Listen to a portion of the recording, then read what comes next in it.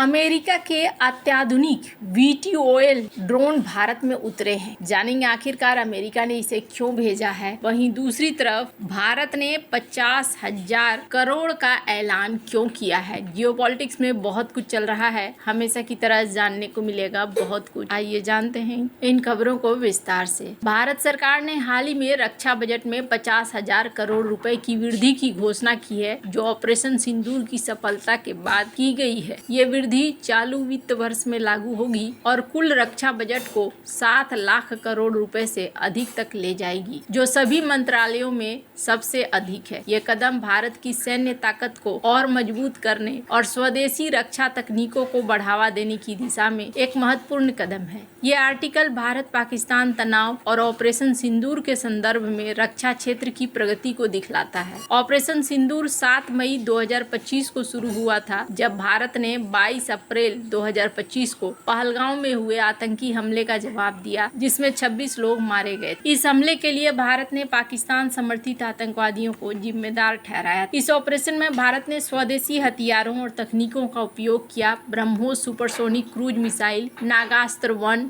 Sky striker, Akashteer वायु रक्षा प्रणाली और VBAT ड्रोन कृत्रिम बुद्धिमत्ता और मशीन विजन से लैस, जो इलेक्ट्रॉनिक युद्ध में काम आ सकते हैं। 50,000 करोड़ रुपए की ये वृद्धि भारत की सैन्य तैयारियों को और मजबूत करेगी। इसके प्रमुख उद्देश्य हैं स्वदेशी हथियारों का विकास, ड्रोन मिसाइल सिस्टम और वायु रक्षा प्रणालियों जैसे आकाश तीर और पिनाका रॉकेट लॉन्चर के उत्पादन को बढ़ावा देना। ऑपरेशन सिंदूर ने दिखाया कि ड्रोन युद्ध का भविष्य है। भारत अब स्वार्म ड्रोन और एंटी ड्रोन सिस्टम पर निवेश बढ़ाएगा। पाकिस्तान और चीन जैसे पड़ोसी देशों की बढ़ती सैन्य गतिविधियों का जवाब देने के लिए भारत अपनी रक्षा क्षमताओं को उन्नत करेगा। भारत का रक्षा निर्यात 2024-25 में 23,622 करोड़ रुपए तक पहुंच गया, जो साल 2013-14 की तुलना में 34 गुना वृद्धि है। इस वृद्धि से निर्यात को और बढ़ावा मिलेगा, विशेष रूप से अर्मेनिया, फिलीपींस और वियतनाम जैसे देशों को। रक्षा बजट में वृद्धि का एक ऐतिहासिक उदाहरण 1971 के भारत पाकिस्तान युद्ध से लिया जा सकता है, जिसके परिणाम स्वरूप बांग्लादेश का निर्माण हुआ। उस समय भारत ने अपनी सैन्य तैयारियों को मजबूत करने के लिए रक्षा बजट में उल्लेखनीय वृद्धि की थी। युद्ध से पहले भारत ने सोवियत संघ से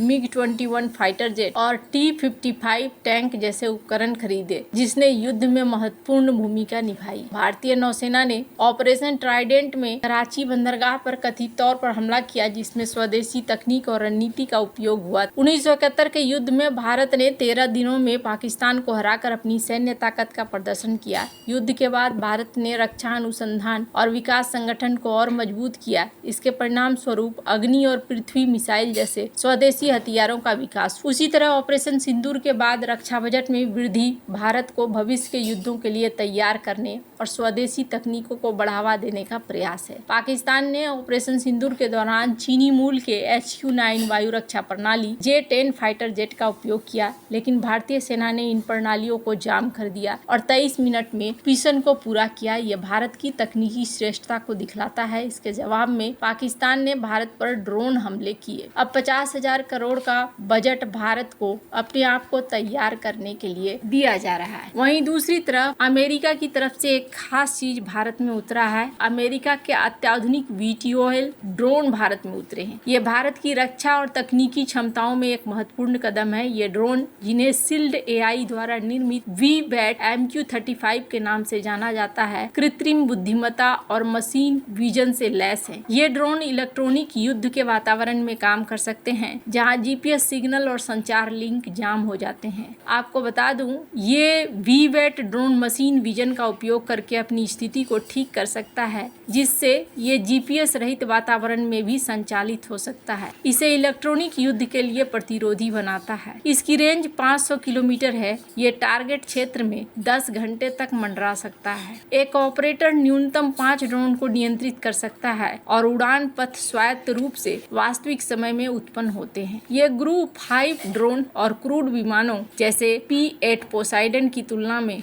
कम लागत पर समुद्री और जमीन पर निगरानी प्रदान करता है। यूक्रेन युद्ध और इंडो पैसिफिक क्षेत्र जैसे विवादित क्षेत्रों में इसकी प्रभावशीलता साबित की है। भारत ने शील्ड एआई के साथ साझेदारी की और नवंबर 2024 में शील्ड एआई ने भारत की जेएसडब्ल्यू ग्रुप के साथ मिलकर वीवैट का स्थानीय निर्माण शुरू करने के लिए एक जॉइंट उद्यम की घोषणा की। ये भारत की मेक इन इंडिया के पहल के अनुरूप है, जो स्वदेशी रक्षा उत्पादन को बढ़ावा देती है। यह सहयोग न केवल भारत के तकनीकी क्षमताओं को बढ़ाएगा, बल्कि क्षेत्रीय सुरक्षा को भी मजबूत करेगा। ड्रोन युद्ध की अवधारणा कोई नई नहीं है, लेकिन इसकी आधुनिक प्रासंगिकता हाल के संघर्षों में स्पष्ट हुई है। एक ऐतिहासिक उदाहरण 1999 के कारगिल युद्ध से लिया जा सकता है, जब भारत ने पहली बार यूएवी का उपयोग किया। उस समय भारतीय वायुसेना ने इजराइल से खरीदे गए सर्चर 1, सर्चर 2 यूएवी का उपयोग पाकिस्तानी घुसपैठियों की स्थिति का पता लगाने और निगरानी गतिविधियों की रियल टाइम जानकारी प्रदान की है, जिससे ऑपरेशन विजय में सफलता मिली है। हालांकि उस समय की यूएवी आज के वीवैट जैसे ड्रोन की तुलना में बहुत सीमित थे। भारत का पड़ोस, विशेष रूप से